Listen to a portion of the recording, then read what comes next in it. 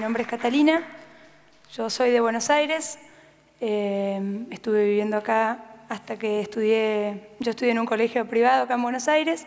Desde chicas en el colegio era un colegio de mujeres y siempre nos hacían preparar cosas o donar cosas para la misión que hacía el colegio en los últimos años en Corrientes.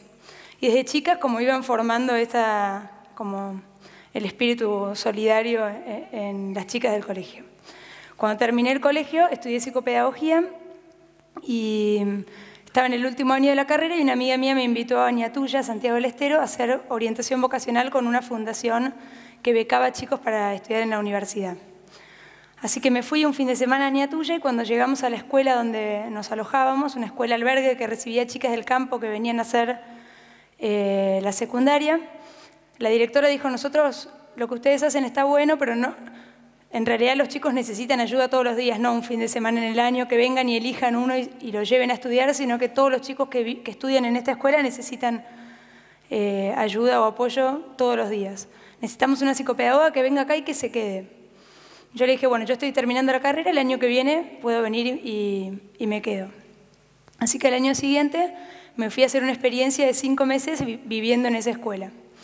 Yo siempre digo que esa experiencia para mí marcó una diferencia muy grande entre saber que la pobreza o que algunas realidades del país o cosas o sistemas funcionaban mal y compartir esa realidad o conocerla de cerca.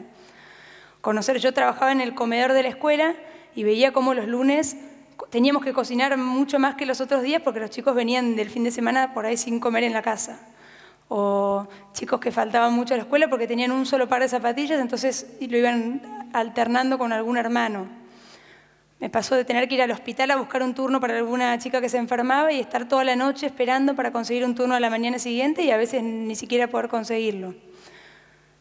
Una de las experiencias más fuertes que tuve en esa primera etapa de 5 meses viviendo en la escuela fue que una chica de 15 años creo que tenía, que vivía ahí en el albergue, un día jugando al vóley tuvo un paro cardíaco y se murió. Y los médicos nos dijeron tenía Chagas y bueno, no se pudo hacer nada. Y también entrar en contacto con estas enfermedades de la pobreza como es el Chagas, que ni siquiera la chica sabía que la tenía, no tenía posibilidad de curarse y que solamente la tenía como una enfermedad de la pobreza por vivir en un rancho, porque la picó una vinchuca y porque nadie supo diagnosticarla a tiempo.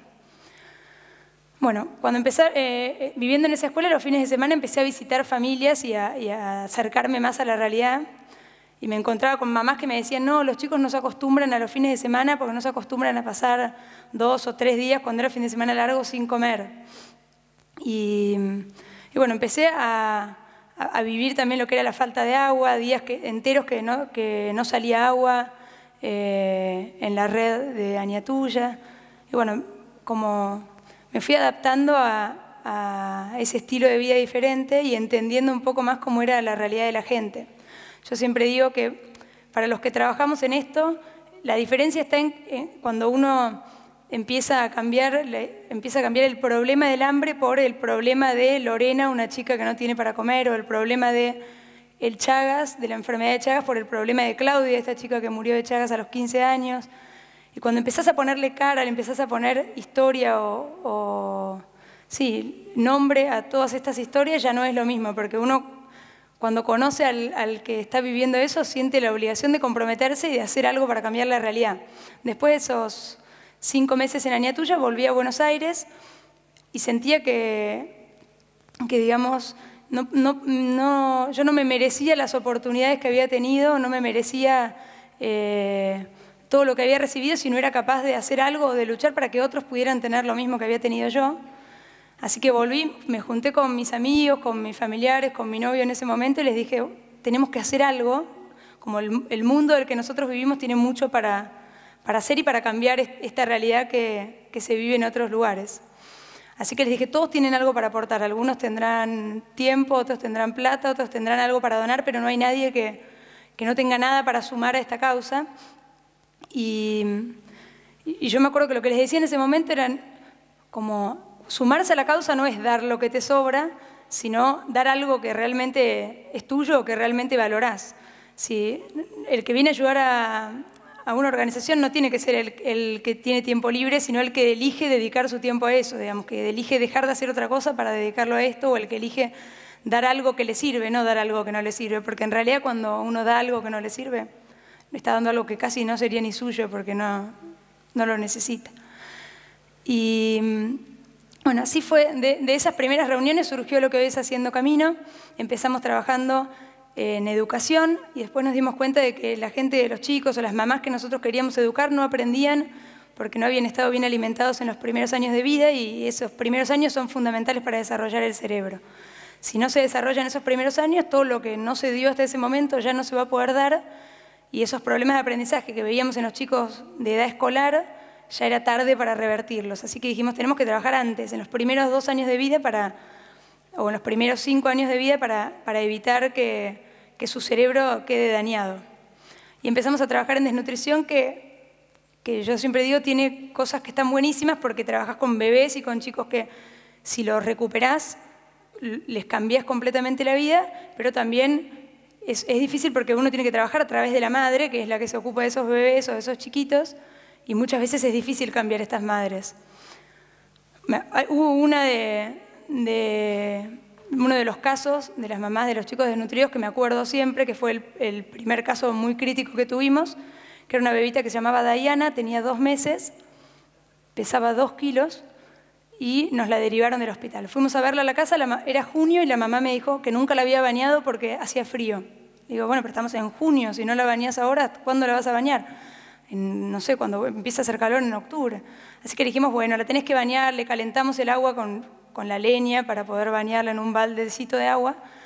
Y cuando la estábamos bañando le pregunto, ¿cómo le preparás vos la leche? No, me dice, le preparo como me dijeron en el hospital, 2 cucharadas de leche en una mamadera de agua.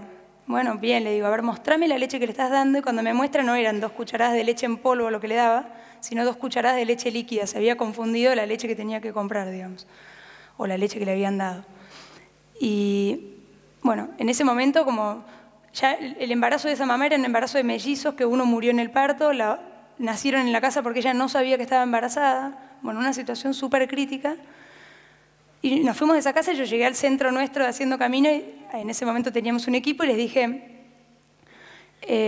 a las asistentes sociales, por favor, sigan de cerca este caso.